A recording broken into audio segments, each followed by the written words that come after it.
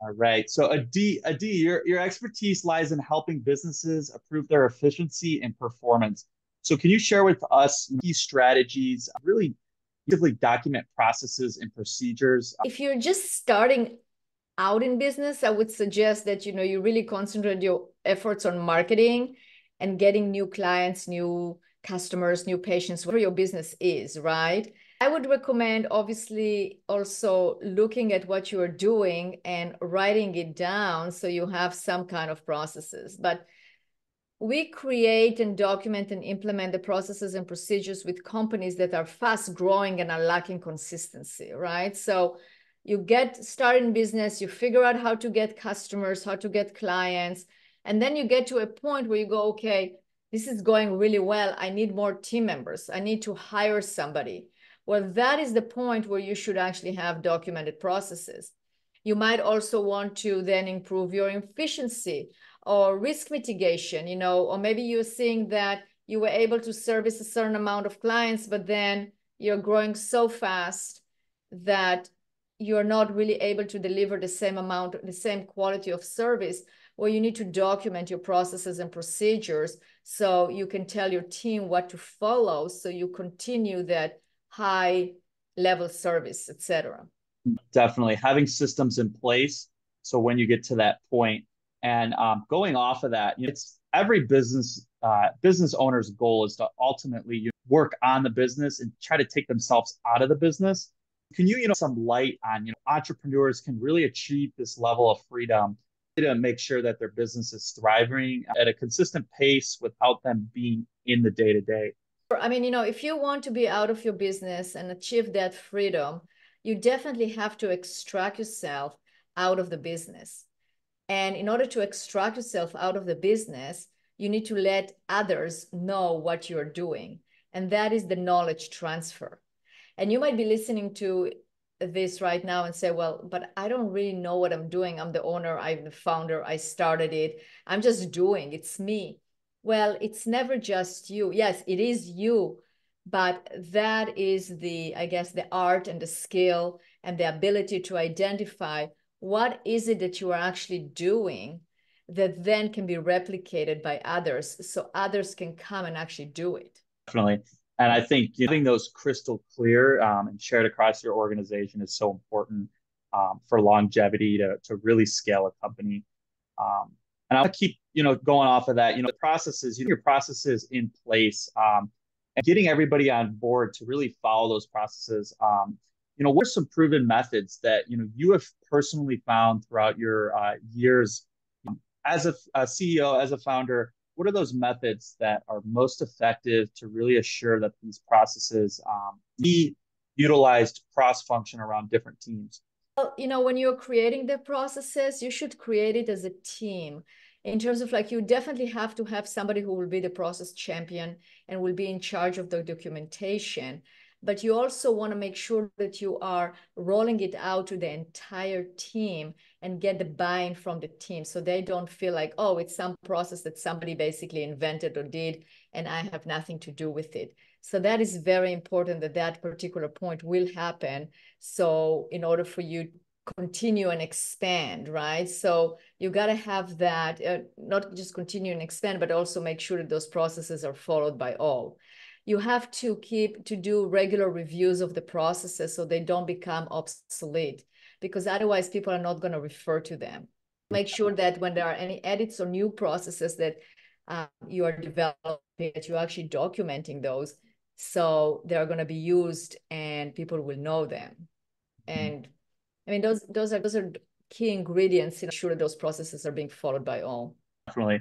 Yep. Having some type of system in place where you're always refreshing, whether the data or whatever that customer analysis that you're getting, making sure that you're always up to date with the information you have. And obviously, you have a really unique ability, to really understand both business processes and people. Where does that balance come into play? Where you're really, optimizing processes for efficiency, but you're still, keeping that human element in check within an organization. Absolutely. So in two aspects of it. The first one will be, there are some problems or some issues that companies will face that have to do with culture, your culture. But how do you know if it's culture or if it's process related? It might be both, right? So if you have the processes well documented and defined and you know exactly what they are, you can start inspecting, well, am I doing well on my processes working? Or maybe the processes are good. There is a problem with the people that are actually on those seats and executing the process. It might be an attitude problem. It might be a culture problem. So by basically identifying both and working on both sides, you can fix those issues, because from my experience, it's not just one or the other, usually a combination of both. Definitely. And, in terms of just, common pitfalls or mistakes that you've seen personally, or other business owners too, what are those common mistakes, and whether that's with processes, operations, team building, collaboration, and how can, business owners really avoid falling into these traps with their business? I'm going to talk to the answer your question in terms of processes. Okay, where I've seen the mistakes, the common mistakes is not having processes documented, deciding to, or another mistake is deciding to go into process documentation and documenting too much, or documenting too little and leaving too much for inventing it as you go, which creates lack of consistency. Another common mistake or pitfall is documenting and then not ensuring that those processes are being followed by all. Another one is not having one single source of truth, but instead having those processes documented in different places in the organization where you cannot really recognize that those are official documentation that needs to be followed. And accountability, not following up to make sure that those processes are being utilized, and not using those processes in day-to-day management where this is really why you are documenting, so you can actually improve your operation or improve your company. So if you don't do that, that is definitely a common mistake that I have seen happening. Definitely. Yep. And really just, making sure too, everybody's understanding that documentation, like you mentioned, is so important. So your team is on board. So, but I want to pivot a little bit. Your future outlook within Business Success Consulting Group. Do you see the next few years company really expanding? Is it, different markets, different clients? Can you talk about, what's on the horizon? Absolutely. So yeah, it's just continuing helping businesses to document, to create, document, and implement their processes. We are, which you can say, industry agnostic, work with a lot of construction contractors, a lot of professional services such as CPAs, bookkeepers, lawyers.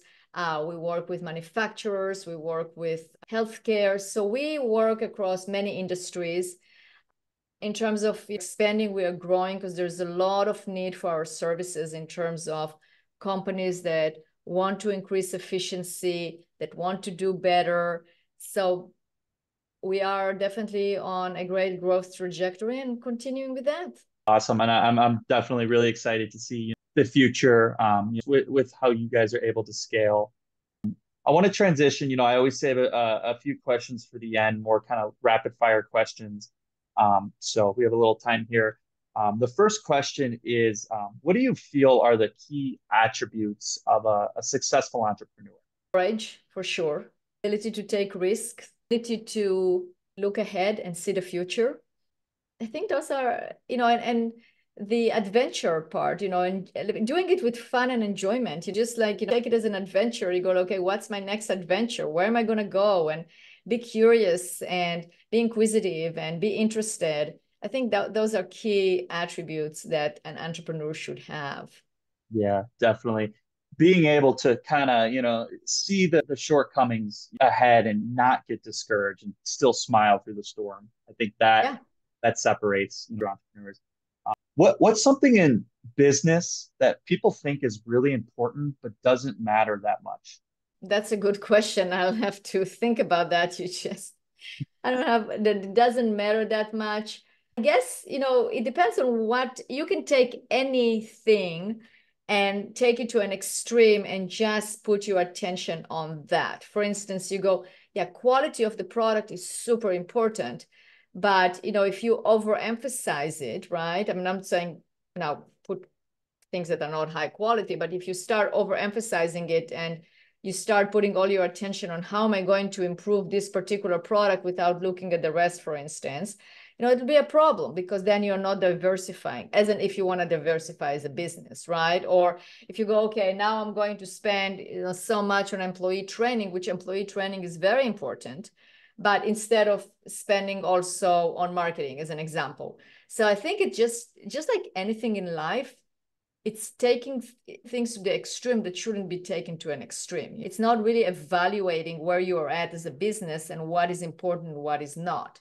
So for instance, going to a workshop or a lecture and listening to somebody that says something that sounds like a really good idea, but your business is not in that phase, it's not going to be important for you. So I think it's really looking, I can't like say, oh, it's this or that. I think it's really taking, not really being realistic about what's happening in your business and try to do things too much, too little, that really is not applicable to the situation. Definitely. And I think having somebody behind your shoulder to kind of, keep your blind spots in check, know where you're coming up short might help you kind of steer to know it's really important in the business. So that's why, but back to your having a good team is so important. Lastly, the top 3 tips about, business, scaling a company, processes, documentations, procedures you want our audience and your audience today to walk away with? Right. So the first one, I would say, you got to make a decision. It's a mindset.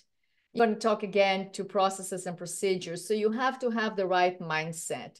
You have to, as a leader, decide that this is important to you and then convey it to your team.